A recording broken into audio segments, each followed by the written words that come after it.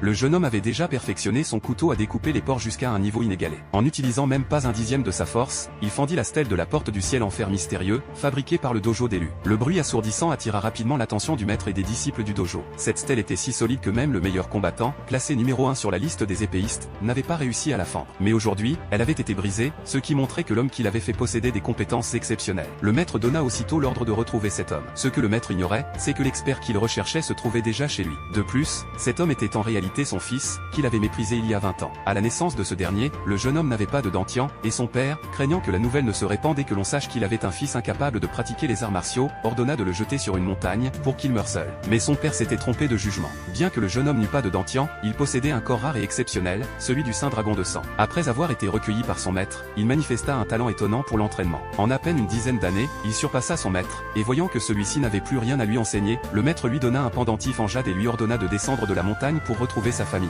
Avant son départ, il lui donna de nombreux conseils, notamment de ne pas intervenir sauf en cas d'extrême urgence. Cependant, dès qu'il descendit de la montagne, le jeune homme rencontra un groupe de brutes en train d'agresser une femme. Bien que, selon les conseils de son maître, il n'eut pas l'intention de se mêler de cette affaire, les agresseurs, voyant qu'il était témoin de la scène, ne voulaient pas le laisser en vie. Sans hésiter, le jeune homme lança son couteau, et en une fraction de seconde, tous les agresseurs s'effondrèrent. La femme, se réveillant, éprouva une étrange sensation de familiarité en le voyant. Elle ignorait qu'ils étaient en réalité frères et sœurs. Pour le remercier de l'avoir sauvé, la femme le conduisit chez l'élu. Lorsqu'elle apprit que le jeune homme descendait de la montagne pour retrouver sa famille, le maître du dojo décida immédiatement de l'aider. Mais lorsque le jeune homme montra le pendentif en jade, la femme du maître resta figée, car c'était précisément le pendentif qu'elle avait préparé pour son fils il y a 20 ans. Elle s'apprêtait à le reconnaître, mais son mari l'en empêcha. Voyant que le jeune homme était habillé comme un boucher et n'avait toujours pas de dentian, le maître pensait qu'il risquait de perdre la face s'il le reconnaissait. Toutefois, sachant qu'il avait sauvé sa fille, il permit au jeune homme de rester chez eux et promit qu'il l'aiderait à retrouver sa famille. Le jeune homme s'installa ainsi provisoirement. Mais un jour, en passant devant l'arène d'entraînement, il aperçut les disciples s'entraînant à trancher la stèle en fer mystérieux. Pris d'une impulsion, il décida de tester ses propres capacités actuelles. À sa grande surprise, il fendit la stèle en deux. Le maître et les disciples, témoins de la scène, furent stupéfaits. Il faut savoir que même le combattant classé premier sur la liste des épéistes ne parvenait qu'à laisser une marque sur la stèle. Tandis qu'il cherchait toujours l'auteur de cet exploit, les gens du dojo des Gao vinrent soudainement les défier. Cela faisait des années que la famille lui les avait supplantés à Zhongzhou, et cette fois, ils étaient venus reprendre leur titre de premier dojo. Le maître du dojo Gao, Jacques, monta sur le ring et, dès son entrée, blessa gravement un disciple d'élu. Grâce à sa maîtrise des arts martiaux, il fit rapidement tomber tous les combattants d'élu du ring. Voyant qu'il ne restait plus personne pour se battre, la fille du maître n'eut d'autre choix que de monter à son tour.